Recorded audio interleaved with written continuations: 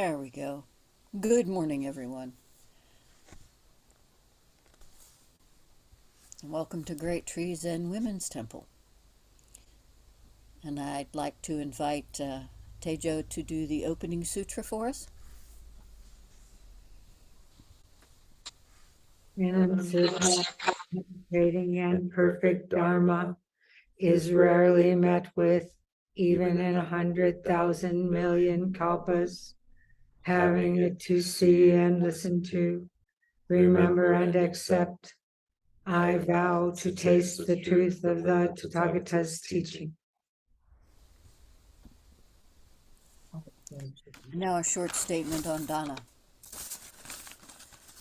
In Buddhism, when Zen practitioners share their understanding of the teachings and practice, it is offered freely as a practice of dana paramita.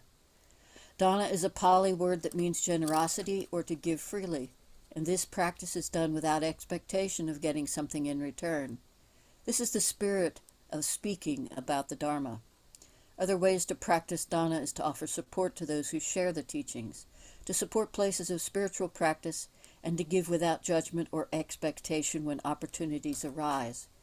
Those who share the teachings at Great Tree do so on a dana basis. Please support their practice by giving what you can. And do you have a place that we could send dana to? That you would like dana? Yes, you. To me, yes. Hi. Good morning, everyone, and thank you so much for this invitation. I currently practice at Sozenji Buddhist Temple in Montebello, California. I can provide you information about their contact if in the future, if you would like that. Do you have a PayPal account? I think so. I'm sorry. I'm not that involved in that side of the operation. No, I mean you. Do you have a personal one? I think so too. Yes. Well, people could send dana directly to you. Okay. Well, So what would it be? Do you know what it would be under? Because we can put it in the chat. I honestly don't know. I set it up to pay out, so I'm not sure how it's set up to receive. Maybe it's the same, but can I get back to you on that? No, I apologize. I didn't think. it's fine. It's just that the people that are listening today have the option to send dana to you. And so we'd have to get the information to them in some way. Usually we just put it in the chat. Okay. And we could just send it to Sozenji? Right. Yeah, Sozenji Buddhist Temple. I can put that in the chat. Let's see if I have the chat. Yeah, if you put the address in the chat, then we can follow your donate path, which I'm sure your website has, correct?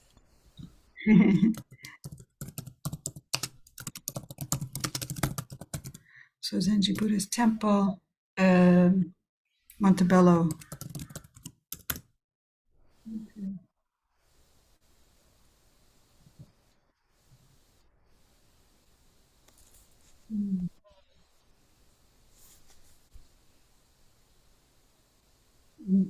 Shall I give you the address and phone number? I think we can Google it. I think so. Okay. I apologize.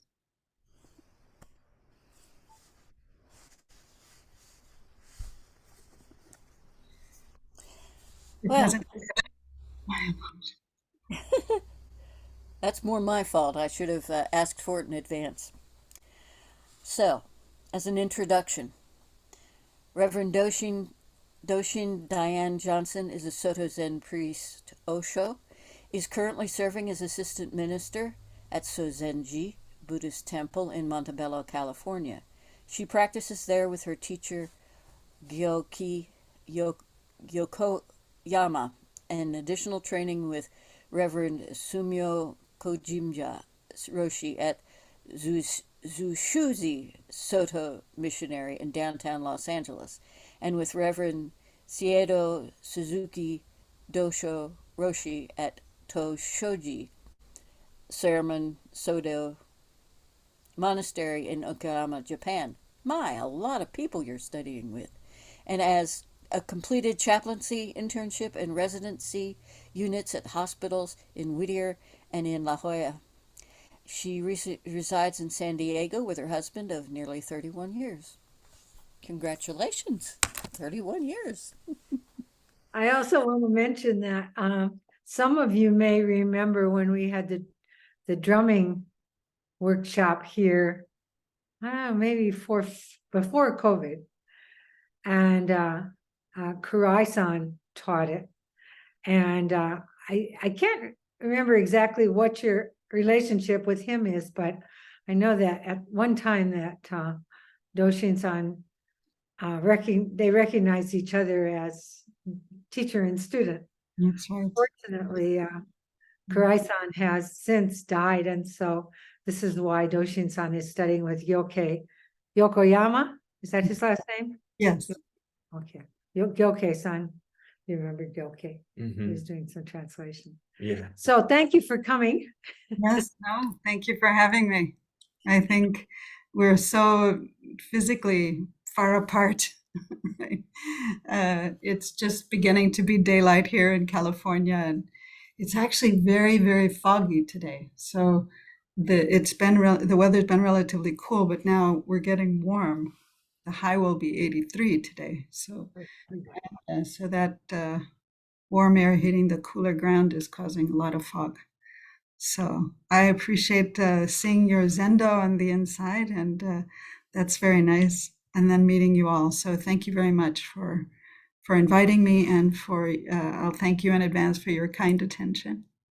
So I hope to visit Teijo-san someday. It might be a year from now, at least, Teijo-san. I apologize.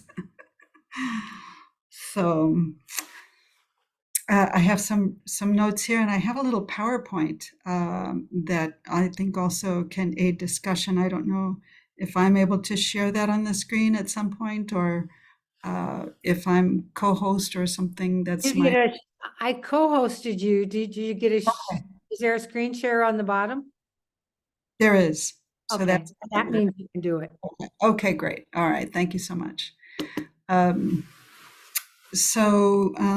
Teijo-san, and perhaps others of you, I had the great fortune to attend an all-women's college, or an all-female school. I went to Stevens College in Columbia, Missouri. And it was my intentional choice at that age, for me to do that for many reasons.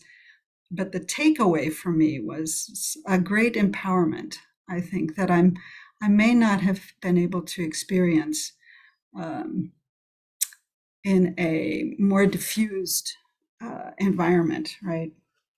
So I have great respect for the need of any group, either based on gender or race or age or profession, to coalesce as a group, and in that way give voice, to their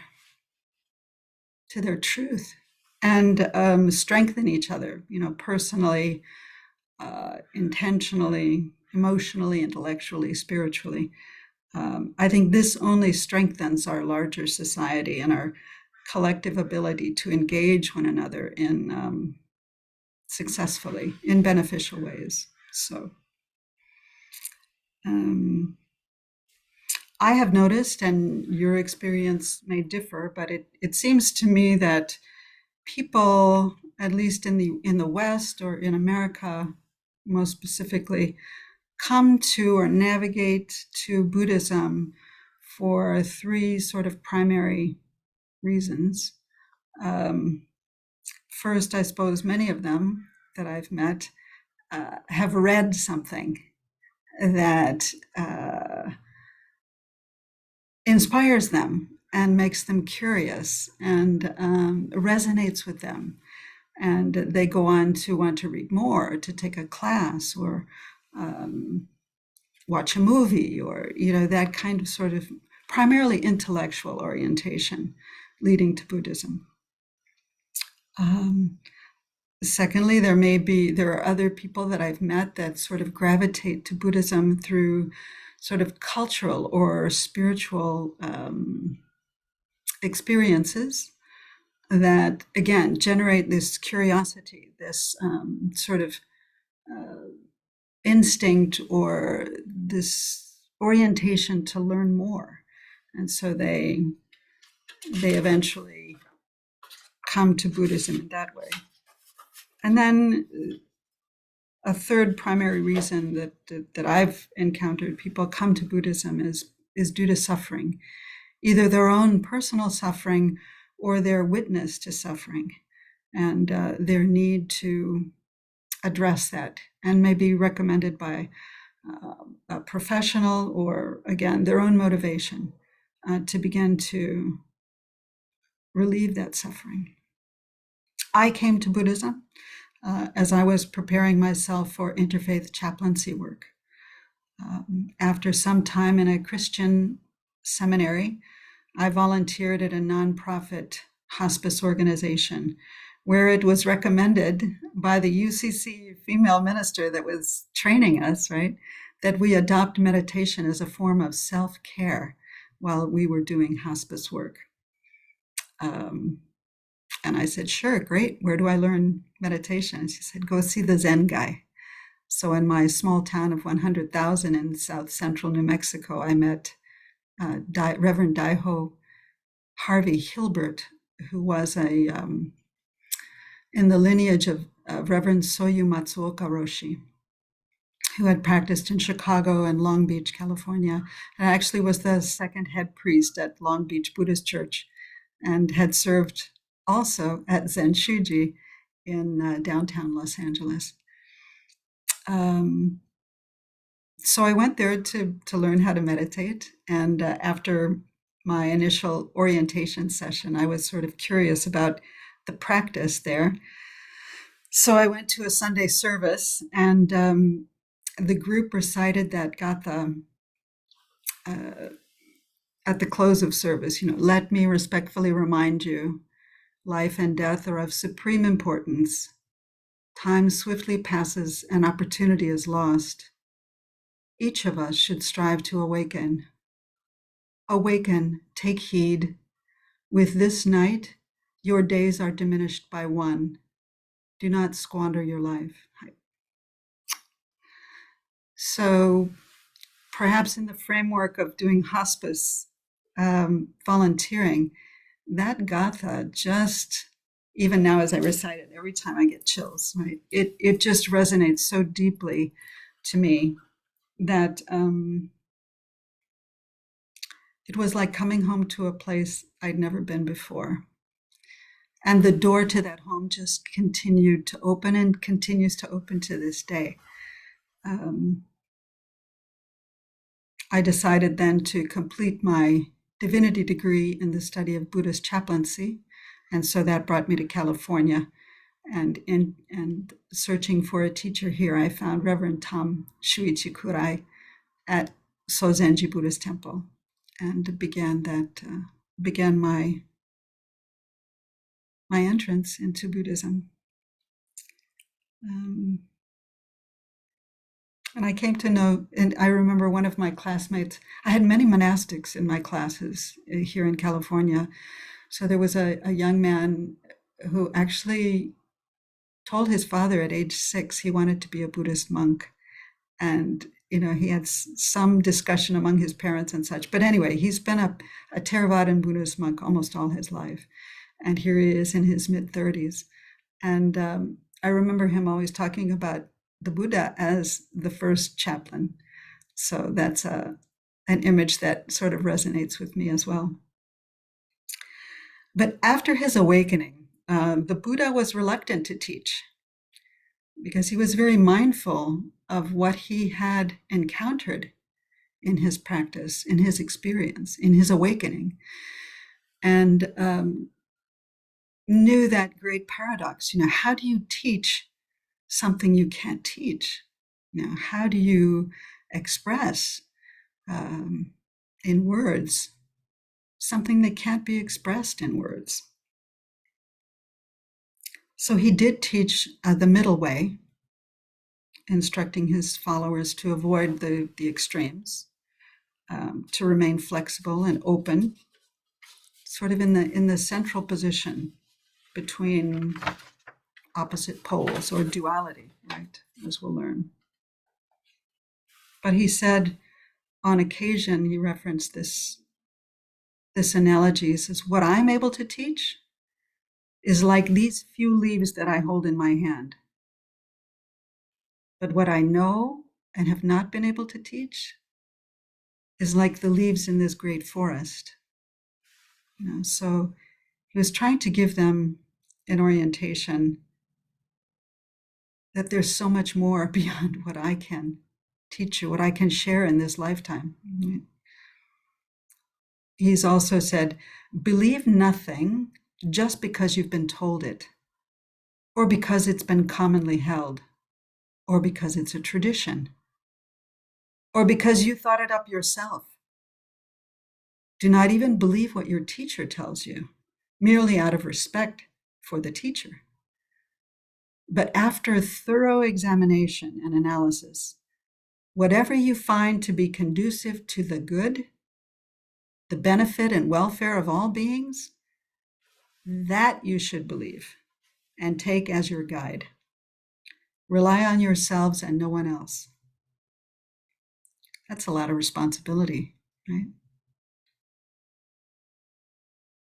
And due to the depth and the breadth of the Buddha's teaching, his followers during his lifetime, and even after his lifetime, obviously, tended to gather in groups of shared interest and focus on a particular aspect of his teaching, right? So maybe that began to define their practice. Those who thought the precepts were most important assumed the practice of codifying and clarifying monastic regulations. Those who thought that his Dharma talks were the essential point, they gathered to memorize and collect and write down, study his words.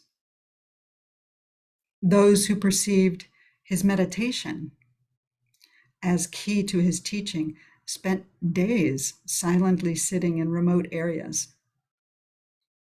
And those who considered the Buddha the master of logic and philosophy organized complex systems of rational and philosophical thought.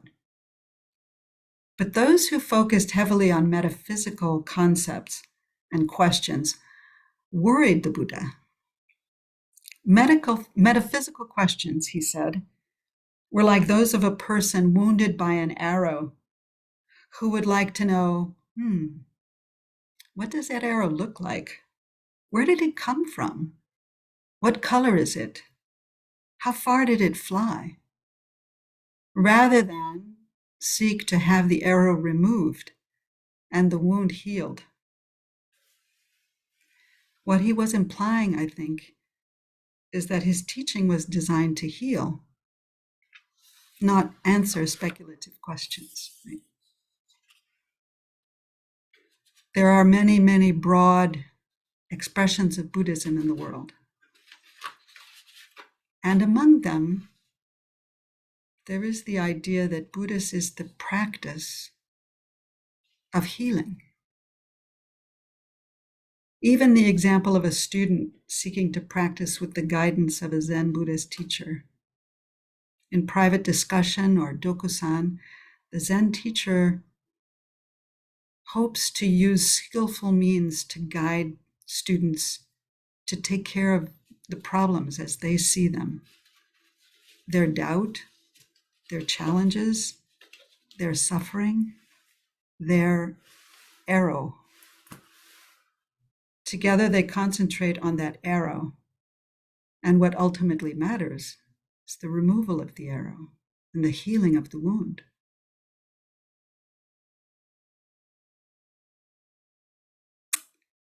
We are curious, and we come together to practice the teaching of the Buddha. And it's through that practice, with the truth of the Buddha's teaching, or in that practice, the truth of the Buddha's teaching is revealed and resonates with us deeply. We inherit this teaching, we embody this teaching. And as we embody this teaching, we transmit this teaching. We become the teaching. So I say that by way of introduction, sort of and I'll present a little PowerPoint here with just a few other ideas or points of discussion that we can engage in together today. So let me see if I can do this. Okay,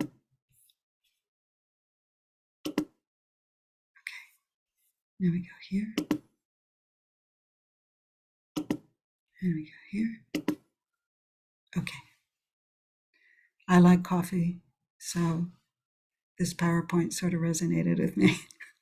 And I know people have tea, and that's fine too. I know Teisho-san likes tea. So, practice, practice, practice. What is practice? I love this little cartoon. So it says, how do you draw so well? Practice. But it must be an innate gift, a gift from God. Oh, it's practice. I'll never understand how some people are so talented. What a mystery. No, it's just practice. So, practice as repetition, as when we sit zazen, right? We practice not thinking, non-thinking. What a tremendous skill to practice and to ultimately absorb, so that on the cushion it serves us, off the cushion it serves us. But it is that repetition.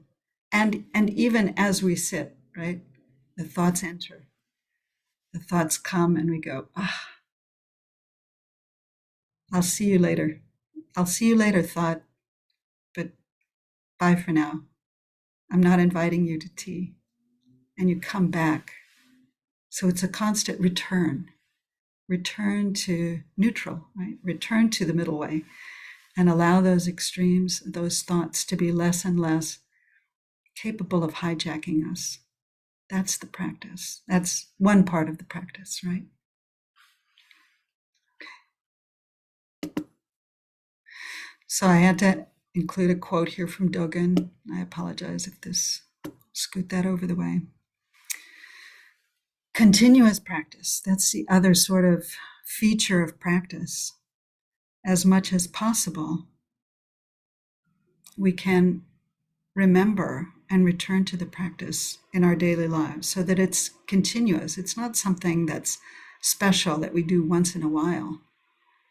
But Master Dogen said, continuous practice is the circle of the way. This being so, continuous practice is unstained, not forced by you or others. The power of continuous practice confirms you as well as others. And I really like this part. Okay, it means your practice affects the entire earth and the entire sky in the 10 directions. Although not noticed by others or by yourself, it is so. In other words, practice is our whole life.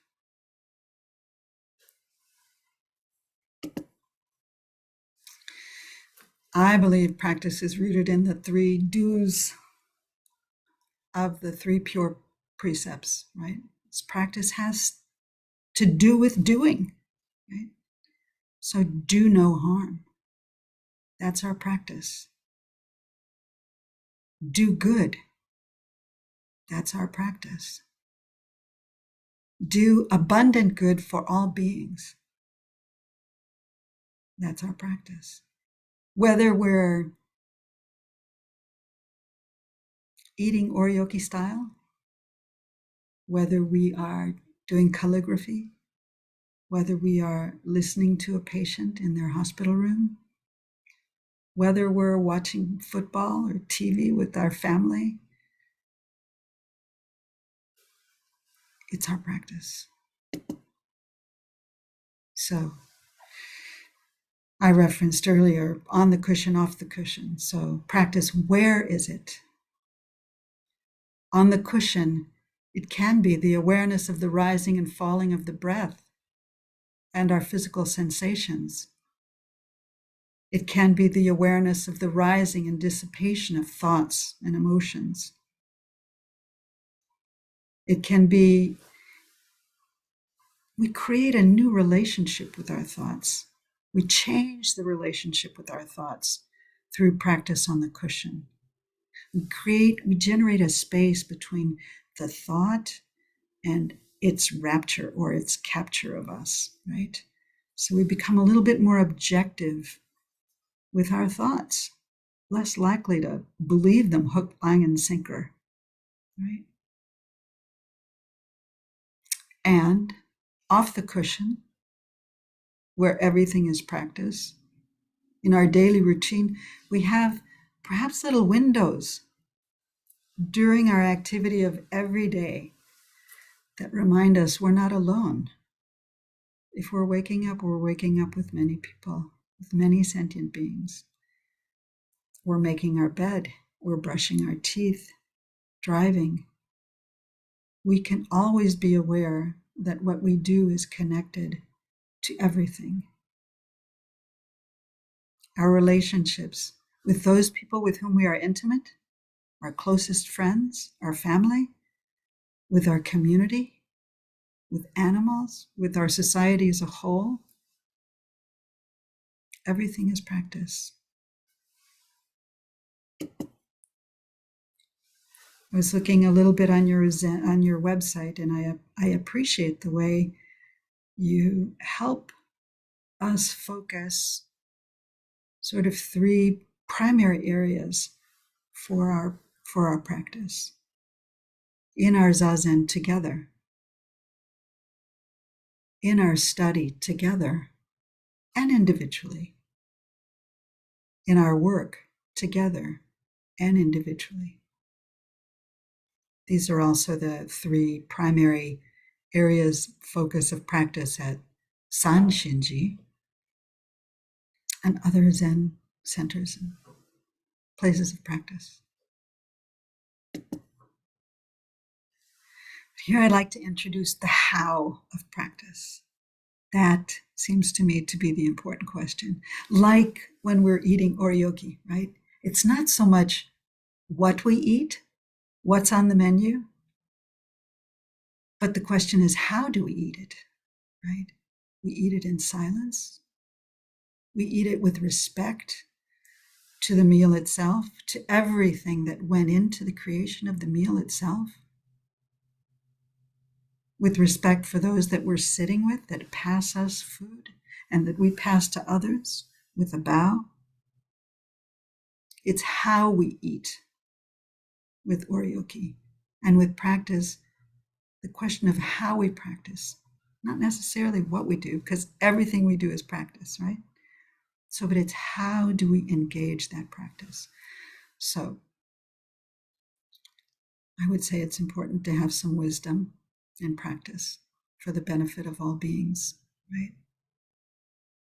And introducing or being mindful of the Buddha's 5 wisdom practices. You all mentioned dana or giving at the beginning, right? That's a wisdom practice, offering what is truly needed. Discipline, complying with what is truly needed. Respect within community, respect with other human beings, respect with all life. Patience, persevering through difficulty, through time. Effort, continuous diligence. Yes, there are times when effort, we have to press the pause button sometimes on patience and effort, on all of these. But that's our practice, right? Coming back and saying, I'll do better next time. I'm going to do better next time. Here it is next time, and I'm reminded, I'm going to make effort. I'm going to be patient. I'm going to bring out my ability to practice wisdom and meditation, right? Calming one's own mind. engaging that new relationship, that changed relationship with our thoughts and our emotions, right? So wisdom can consciously be part of our practice until it becomes unconsciously part of our practice. Right? And another how, I think, is with compassion for ourselves first and for all sentient beings, right? And as an example of a structure or a framework for generating or growing our own compassion, I'm bringing the 3 tenets of the Zen peacemakers.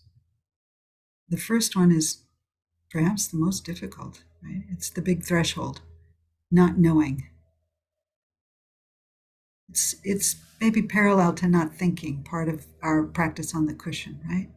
Not knowing, dropping our prejudices, our preferences, our perspectives. Similar to what Dogen refers to as the backward step, right? In Fukan Zazengi, or the universal instructions for Zazen. Put aside intellectual thinking and chasing words and phrases and learn to take the backward step that turns the light and shines it inward, right? Again, closing that gap, aware of the gap, and allowing space for our Buddha nature, our true selves, our true compassion to come to play. Bearing witness. Not overriding a situation, but pulling alongside the situation. When we are not knowing, we're able to witness, to accompany the joy or the pain in the moment. And from these first 2 practices, from these first two qualities of our practice, our awareness, perhaps something will arise. Action or no action. But it is on the basis of not knowing and having the posture of witness that action will suggest itself.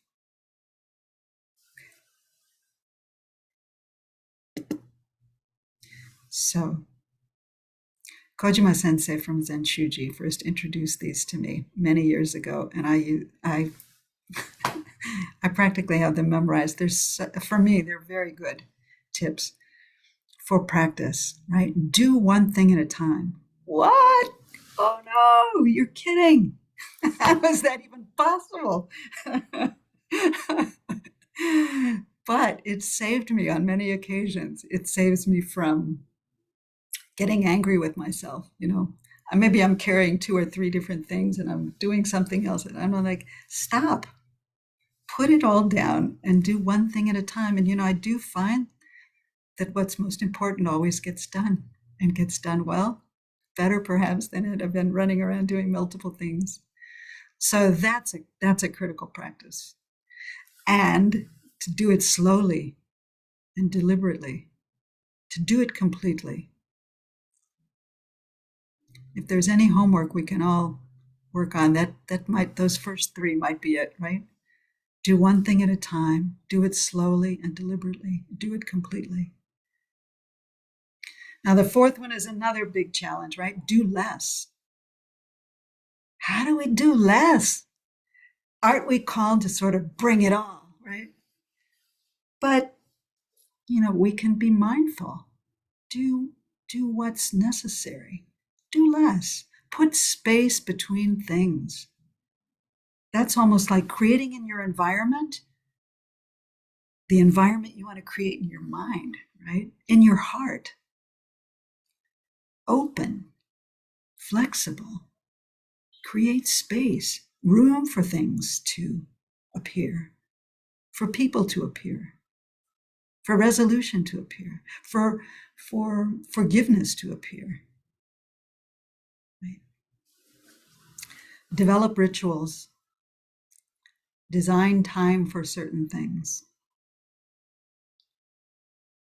devote time to sitting, smile and serve others.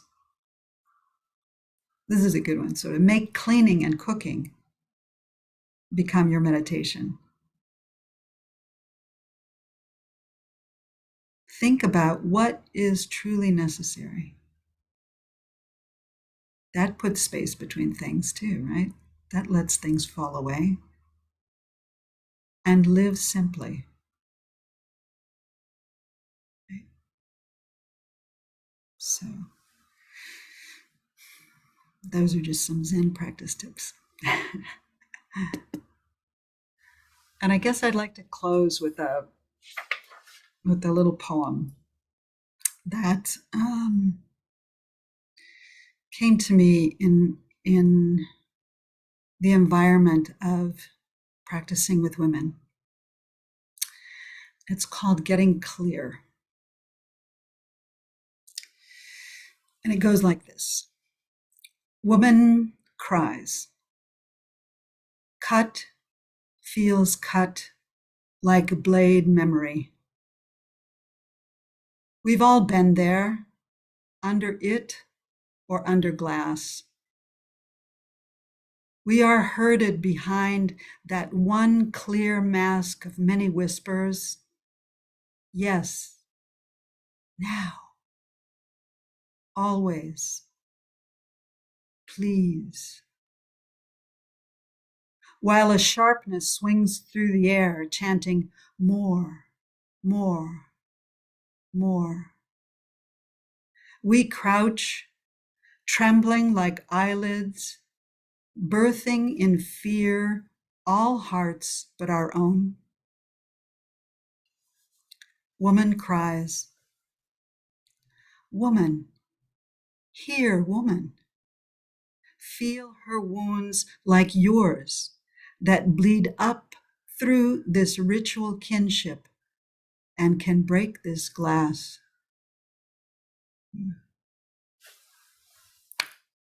Thank you very much for your kind attention.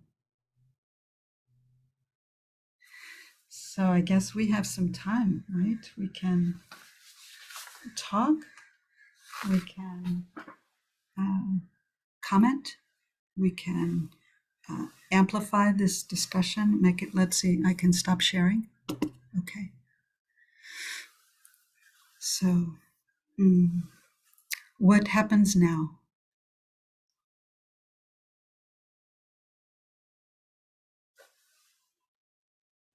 Whatever you want. There's 18 minutes. Okay. Well, I wanted to leave room for any thoughts or questions or discussion, and or tell me about the weather. Tell me about the great tree. Coming out. Your practice. I'm gonna just say whoever wants to say something. Right. And you had something you want to say? I wanted to ask something. I was really touched by seeing your emotion when you said the gata. And I throughout your talk, it just felt so compassionate. I kind of, this is just idle curiosity, but not really. I wonder what your work has been that has kept your heart so open. I mean, along with meditating and all, it just seems like that is how you are. And I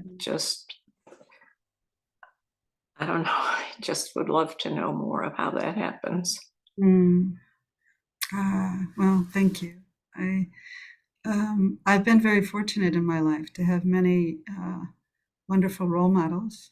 I think beginning with my mother and my father. Um,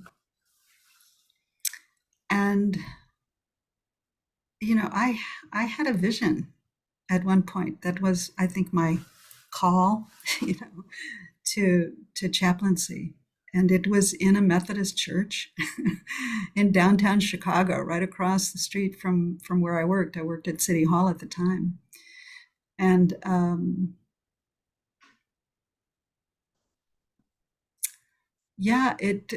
that vision was like sitting next to somebody on the bus and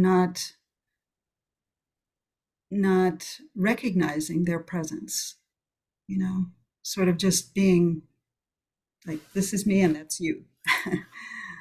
And rather than turning to them and sort of seeing the connection, I guess. I don't know what that means. So it wasn't it was that revelation or that vision, right?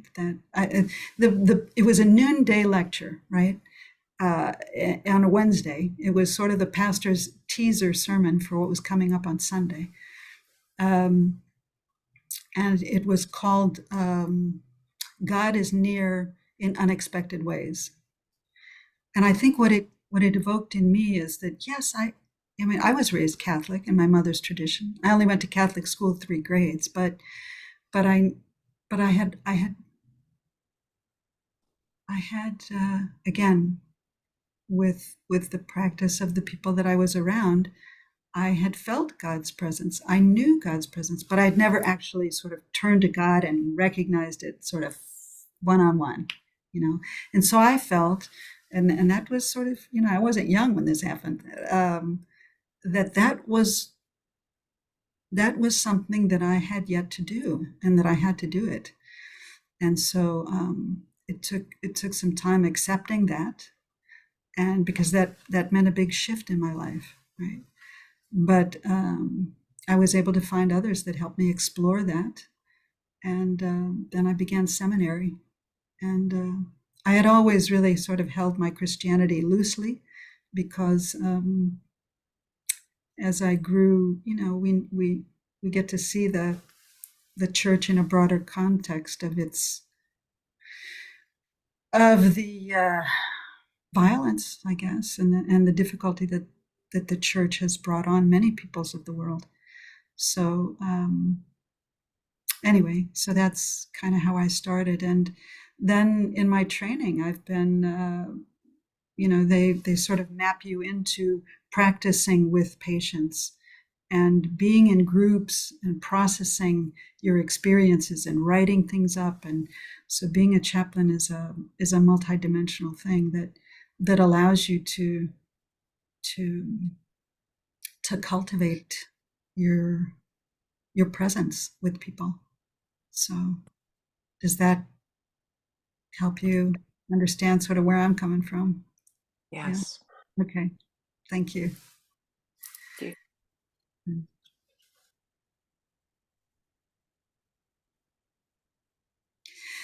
I'll say I'm very grateful to have met and practiced with Tejo-san. And Tejo-san came to Zenshuji with part of the 100th anniversary celebrations that we've had there over the last couple of years, I guess. We were practicing for a long time, and we're pulling that all together, right, to support that temple and its history, and everyone across the United States that have, North America and Japan, that have been sort of involved in that, the growth, right, through World War II here in LA, or in LA when no one knew what the heck was going to happen, right? And people were rousted from their homes and told to pack a couple of suitcases and bust off to horse stables. They were first bussed off to horse stables as they transitioned to send them out into encampments in remote places in the United States. Anyway, I got off track, but Tejo-san came and she gave one of the talks that week when we did the Gyokei, or the precept ceremony, for 100 people. And so it's just wonderful that she could come and be in that role and be vulnerable, right? And to allow all of us to get to know her. And she just kept talking about Great Tree. You got to come to Great Tree. You got to come to Great Tree. And I'm like, yes, I know. I got to come to Great Tree. So I hope to come one day. And thank you for providing this as an opportunity for me to get to know more about Great Tree, even though from a distance.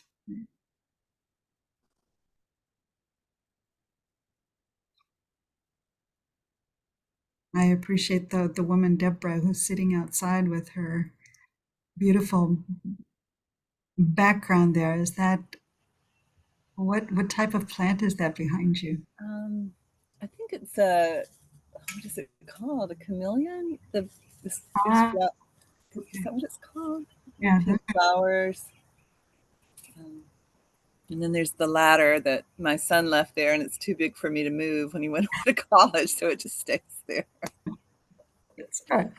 But thank you for your talk. You have a lovely presence. Oh, thank you. I guess I do have one thing, which, I mean, the answer is pretty obvious to me, but I don't know. I just struggle with wanting to have a simple life and not finding a way to do it out in the world. You know, there's always this, that stress, this happens, that happens, and sometimes I'm just at a loss to simplify. I'm trying, but I can never seem to get there. It seems like all the worldly things I have to do are pretty constant. And, It's so true. You know, one of the things that I've been surprised is self-compassion is so important, right? When you know you need it, you unplug, right? You have to take care of yourself, and you have to rest. You have to restore yourself, or you aren't. It's like in the airplane, right? Put your mask on first so you can. right. Then you put the mask on the person next to you who's maybe having trouble, or who's a child or an elderly person. So um, no, I agree with you. I run around too fast. And so that's the practice, right? Remembering. Yeah, that's the practice. And there, I remember asking my teacher once, because he would see like 20 people, 30 people a day in Dokusan. I'm like, how do you, and I'm a psychotherapist. I'm like, how do you do that? And he's like, I'm resting. I'm not, but I think he can do that and I can't. Or I'm trying that, you know, I would like to be able to rest with everything, but I'm not there at all. Mm. Well, I I'm forgot with to say. you, not there at all. So, and meta meditation, is that something you all have explored?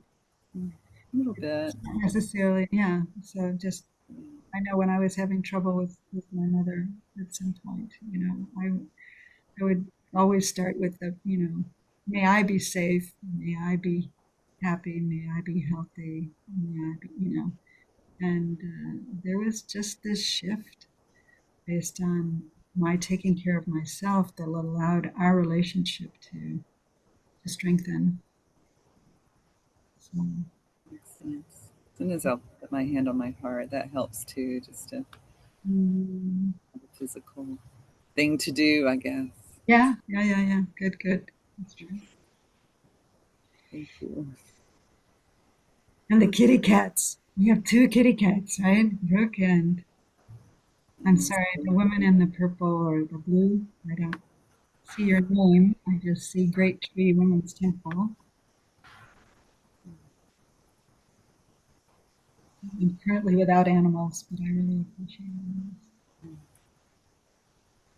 Doshin, thank you so much Hi. for speaking today. I think the thing that I'm taking away from myself is um, a way to enrich my practice, which I think I've been looking for. I attended a short session recently at a great tree, which is the first time I've done that. And I'm new to Great Tree. I think I found my family in Great Tree, but this, I think, what I've been looking for is a continuation, not just sitting and, offering incense and being with my spouse, but also, increasing enriching my practice by continuing with these items that you've mentioned. I think it's really going to be helpful for me to kind of sit back and not push things so much and just relax and practice. Thank you. Hi, you're welcome. That space, right? That to help sort of be mindful of creating a space for fruition, right? For the arising of what's next. I agree. It's always practice, as what Uchiyama Roshi says, while you sit Zazen for 10 years, okay, good. Now sit another 10. Okay, good. Now sit another 10, right? So there is this encouragement. There's this reality because of our humanity that it doesn't end, right? It doesn't end. It's always there, and we can always turn toward it when we're reminded. Right?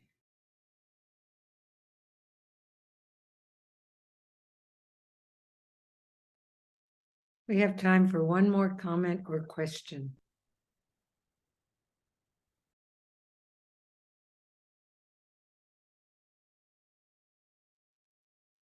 I just wanted to say thank you so much, Doshin, for being here and all your beautiful energy and just all the tidbits of wisdom, that Zen, that remembrance. I really, really appreciate it.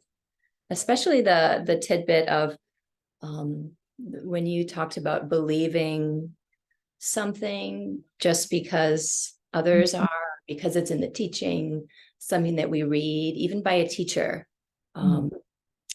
I think that part of taking refuge in the Dharma is so important, but sometimes it's easy to grasp on to just that, even the words that come out of a teacher's mouth or that reading and that remembrance that belief is inside of us, that really going deep inside, as the Buddha talks about, that he was so hesitant to teach, right? Because of that, there's just no words for it. But the real teachings are inside each and every one of us. And I think that's such a beautiful remembrance. So that's one takeaway today. So thank you so much. I'm glad. Thank you. Yeah, always good to remember the Buddha and what he could say and how he said it, right? He had a very good way of saying things. Well, I guess our time has come to an end here. Thank you so much for, I know how busy you are running around all that time in Southern California, but thank you for, what time is it there? It's 3 hours earlier, huh? Right. It's 8. 8 o'clock, okay. Yeah, 8. 3 minutes till 8. So, right. And it looks like a little, so. Now we're going to give back the merit. Yes, thank you. May the merit of this practice May the merit of this practice benefit all beings benefit all beings and bring peace. and bring peace. Thank you. Hi. Thank you all so much. Thank you so much. John. Deja-san, thank you. All right.